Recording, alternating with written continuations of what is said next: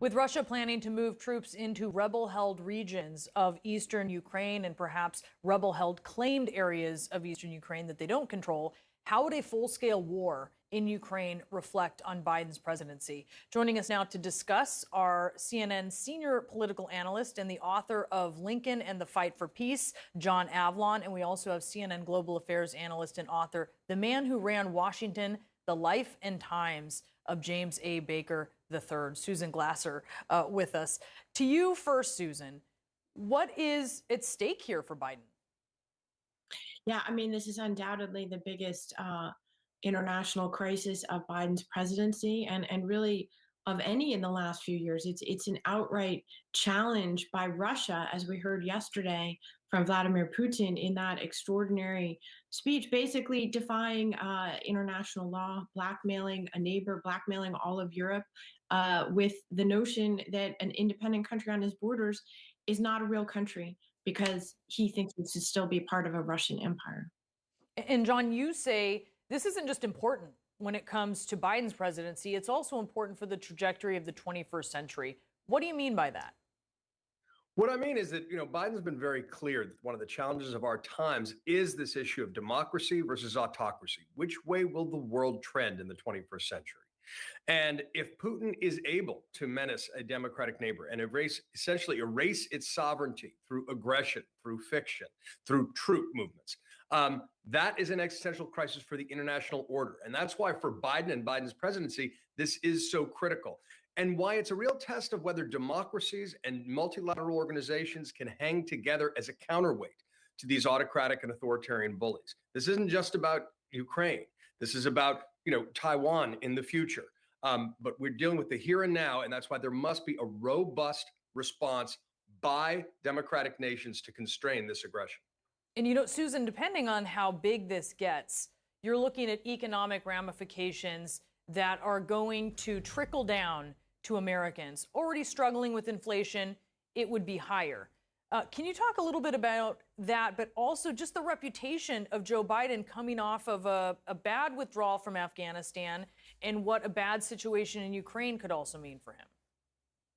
Well, I think that's right. This is enormously high stakes decisions that the president is making now and in the coming days. And this crisis, by the way, is likely to go on for quite some time. For President Biden, first of all, the stakes are what does it do to his fortunes inside the U.S.? And I do think the economic consequences of what Americans largely view as a faraway conflict that does not involve them. I don't know, how prepared they are really for the idea that energy prices may further go up, for the idea that some sacrifice is required.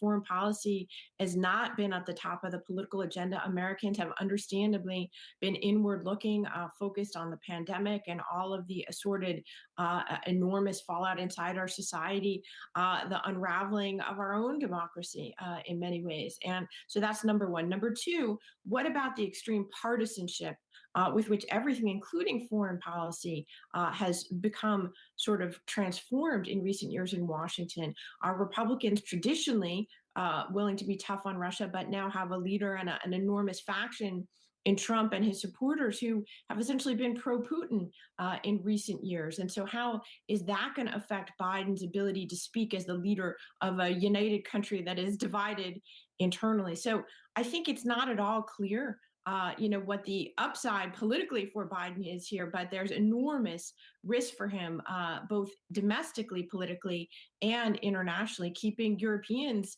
on the same page is very difficult, although I must say big news this morning, which is Germany canceling the Nord Stream 2 pipeline. That's something that Biden wanted, that Obama and Trump wanted, never happened until now. So that's a big, big step forward in terms of allied unity against Russia. Yeah, no, it's a very big step. What do you think, John? I saw you reacting there.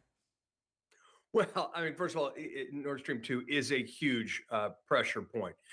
It does get to the fact that we need to wean ourselves off these sort of kleptocracies that have, fossil fuel uh, influence on other economies. It's yet another reason to move in that direction. Look, I don't think that at the end of the day, will there be additional economic pressure on Americans and people around the world if we stand up to aggression? Yes.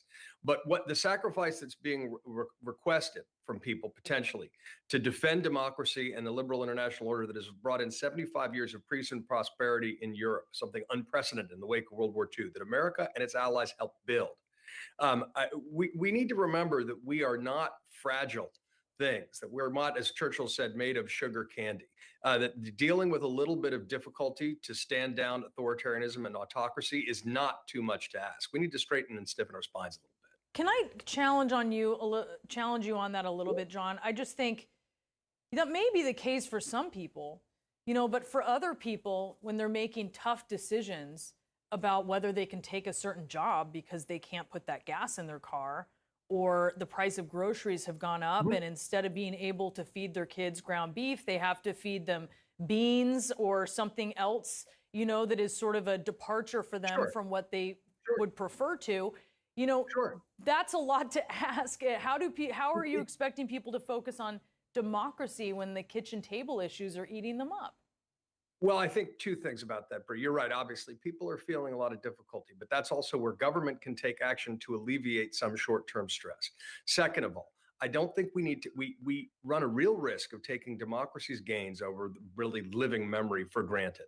If people want to live in a 21st century that's dominated by autocrats and autocracies, I think they would very quickly realize that that is a dangerous trade that undermines all the liberties that they have taken for granted in the past. So government has a responsibility to alleviate some of that pain. That's one of the reasons government exists. Susan points out the partisan divide in Washington is troubling. There are, however, a lot of Republicans who are less loud than the isolationist wing, who are willing to back the traditional internationalist role that the U.S. has played.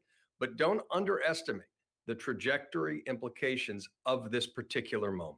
And I know folks are tired. I know they're frustrated. But what we're being asked to do, what we've been asked to do, is far less than other generations have been asked to do.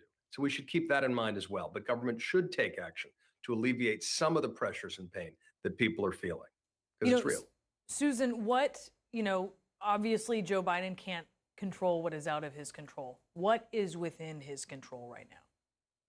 Well, first of all, I think it's enormously on American presidential leadership. This is a moment. He said when he came into the presidency, America is back. That was his message to European allies and partners. And interestingly, I think after the struggles of the first year, and both with Afghanistan, there was some feeling among some Europeans that they had not been fully consulted despite having been with the U.S. for 20 years. There was the rift with the French over the new AUKUS deal with the Australians. And so in a way, those tests, it's probably good they came before this big all-consuming challenge for Biden. I think there's a sense coming out of the big Munich security conference last week that the U.S. actually is back at its seat at the head of the table. There's been enormous effort placed into diplomacy and into being on the same page with allies, preparing these sanctions in advance, sharing intelligence to an unprecedented degree. And so, the Biden administration has doubled down on the idea that America is still capable and willing and able to lead in a 21st century kind of challenge like this.